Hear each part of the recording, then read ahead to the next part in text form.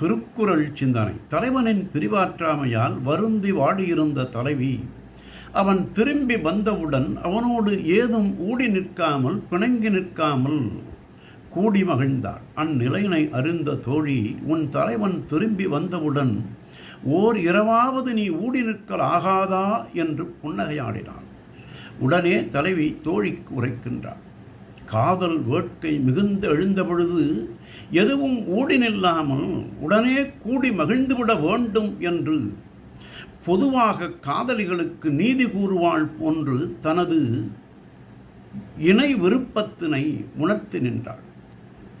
இதனால் தலைவியினுடைய உணர்ச்சி திறனையும் உரையாடும் திறனையும் ஒன்றாக அறிந்து வியந்து மகிழ்ந்து நின்றான் தலைவன். ஆகவே பிரிந்த காதலன் திரும்பி வருங்கால் அவனோடு ஏதும் பிணங்கி நிற்காமல் காதலி இணங்கி மகிழ்வாள் என்று தெய்வப்புலவர் புணர்ச்சி விதும்பல் அதிகாரத்தில் திணைத்துணையும் ஊடாமை வேண்டும், பனைத்துணையும் காமும் நிறைய வரின் என்றார். நாளையும் சிந்திப்போம்.